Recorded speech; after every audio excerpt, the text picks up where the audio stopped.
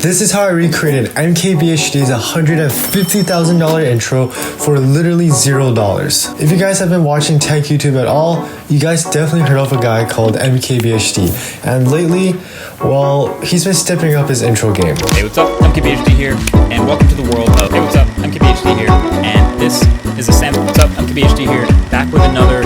Today, I'm going to be breaking down exactly how he created this shot for $150,000, and then I'm going to teach you guys how to recreate it for literally $0 or cheaper.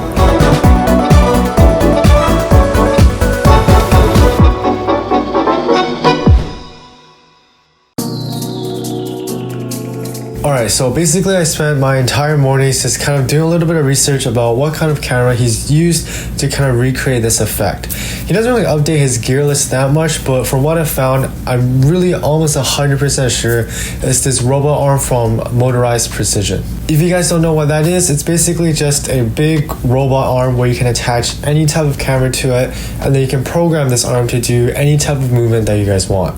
Now the great thing about this camera is that you're able to repeat the exact same movement over and over and over and over and over again until literally the end of time, because it's programmed to do that one thing and that one thing only. So every time you press start, it's going to do that exact same movement every single time. Alright, so now if we rewatch this intro, my best guess would be that he reshot this exact same shot twice. So once without the phone and once with the phone. Now he would bring the shots into his editing software, and then he would trace the glowing lines with the shot of the phone, export that as a transparent video, and then layer that on top of the shot without the phone.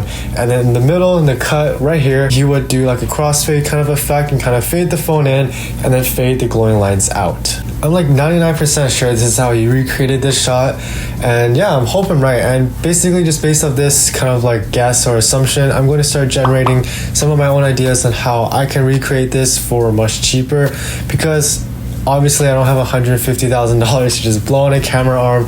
But yeah, so let's just see how it goes.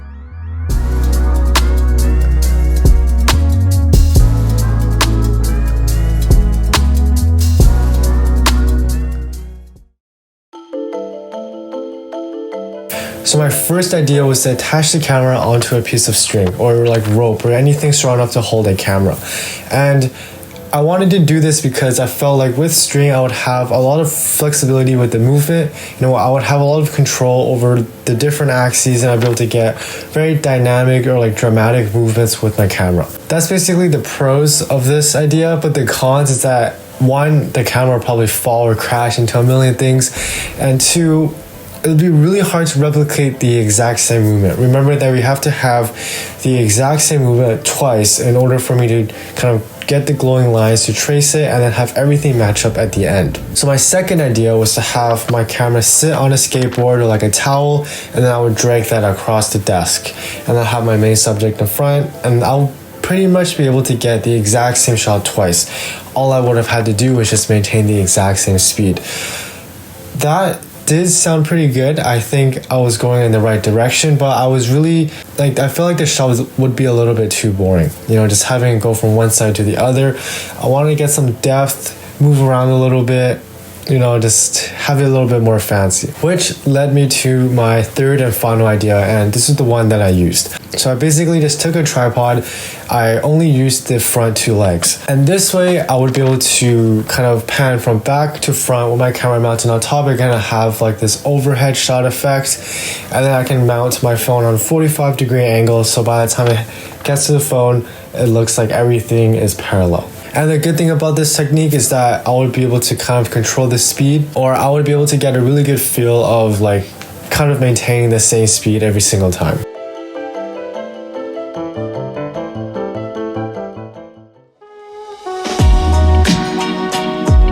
Alright, so this is basically what the final shot looks like.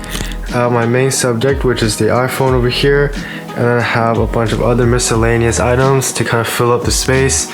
iPhone is at an angle, sitting on top of like this lens cap cover. I have this ring light over here that fills up some of the shadows on this side. This is my softbox light that lights up the entire scene. And then yeah, this is basically what the final shot looks like. How this is going to work is that this is going to be pulled back. So this tripod is actually sitting only on two legs. third one is in midair. The third one will determine when to stop the pullback maneuver. Right now it's just sitting against this edge over here, this middle pole. So basically how it's going to work is that I'm going to pull back, and then as soon as that hits the ground, that's when to stop, and this is when the shot ends. So as you guys can see here, if it's only sitting on those two front legs, no matter how many times I'm pushing forward or pulling back, this is going to be the exact same shot every single time. So yeah, that's basically how it works, and that's how we're going to get the exact same shot to kind of do all of the effects I talked about earlier in this video. And so it began. I started filming and filming and filming and exporting it onto my computer to see if everything matched up. You know, I would kind of double check if everything was matching up every 2 or 3 takes. One thing I forgot to mention earlier is that make sure your camera is on manual focus mode, so everything stays the same. There's no jumping around, so when you layer the 2 clips on top of each other, everything matches up and nothing is really different. So manual focus, make sure that's very important, don't forget that. I've just completed the first shot, so I took my iPhone out of the way, and then we're going to do that exact same movement without the iPhone now, right? Yeah, I'm gonna press record, and then I'm going to pull back the camera. You want to try to maintain the same speed. I think that was pretty close. I think I got that one take. I ended up taking like 60 different videos. It was such a pain in the but I eventually got 2 clips that was fairly similar. It was a little bit weird because I was able to adjust the speed of each clip to kind of try and match it. Like it would match in the beginning for 2 seconds, and in the middle it would be way off. And then at the end it'll kind of like catch up and then be the same. So I was having a really hard time trying to play with the speed to kind of match it. It was really too jagged, you know, and it's like suddenly fast, suddenly slow. I just didn't like the look of that. So it was really hard to kind of maintain a consistent speed for both of the clips. But I did find a way to kind of work around that, and I'll show you guys what I did at the end of the video when I show you guys the final result. But yeah, I think this process took around like 2 hours or so to do. It was just really repetitive, and I got pretty burnt out at the end, honestly.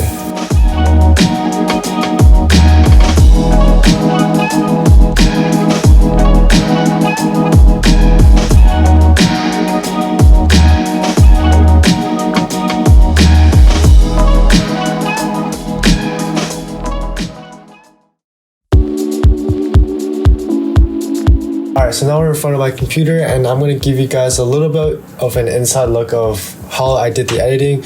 I'm not going to show you guys exactly how I edited this video, but I'm going to show you guys a quick breakdown of like all the different effects that I used and my best guess at how MKBHD and his team made that intro. So first, we're going to quickly watch this intro.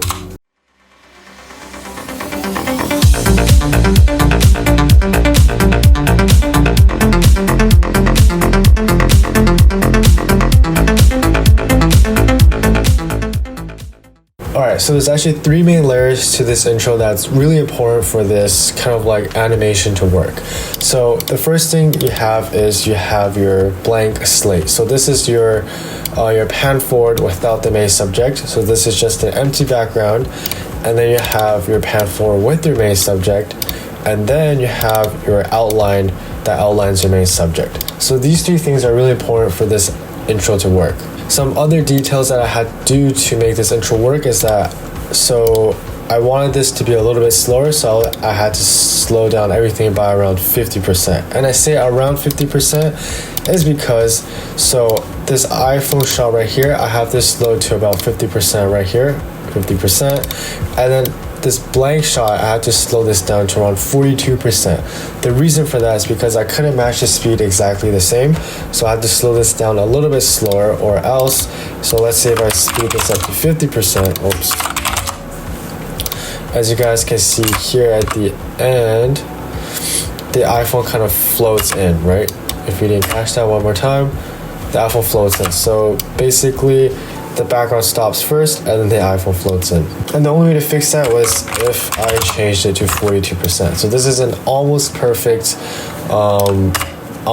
speed, and everything kind of ties together at the end. Something else that I did to further sell the effect was that I had to draw a mask around this iPhone right here. And the reason I had to draw a mask around this iPhone was because, again, the speed problem. So with this speed problem, I wasn't able to match these surrounding objects. So if I turn off this mask right here, I'm not sure you guys can catch it, but if you look at these edges over here, the AirPods kind of shift up and down. So they're almost at the exact position, but they're not really. So in order for me to fix that, I just had to draw a mask around this iPhone. And that's basically my solution to that. So I have the iPhone isolated, and then I match the iPhone speed with the background speed, so everything ties together and it looks like a continuous shot, like the exact same shot by a robot.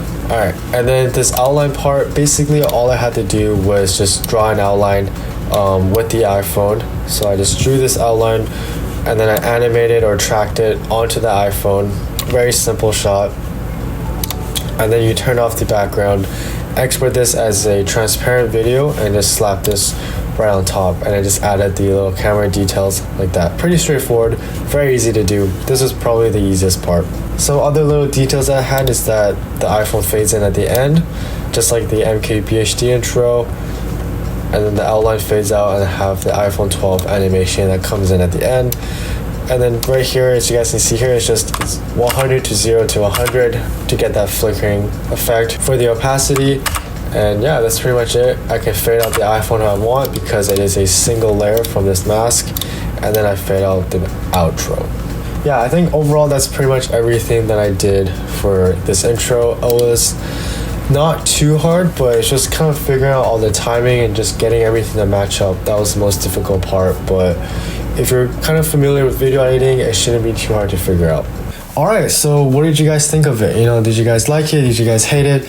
I personally liked it. And it's not really like a biased opinion. I think it's the end quality is like, yeah, it's not as dynamic and interesting as MKBHDs, but for the amount of money that I spent, $0, I think it looked pretty good. I think it's really high quality intro that you can integrate into your videos. It's really straightforward and easy to do. The hardest part was just matching the two clips, and you can literally shoot this on your phone. But yeah, so throughout this whole process, I kind of did a little bit of reflection and just kind of want to share that with you guys. I did learn a lot of things about like the whole process and everything, and I think I came to one really important conclusion, and it's that gear does matter.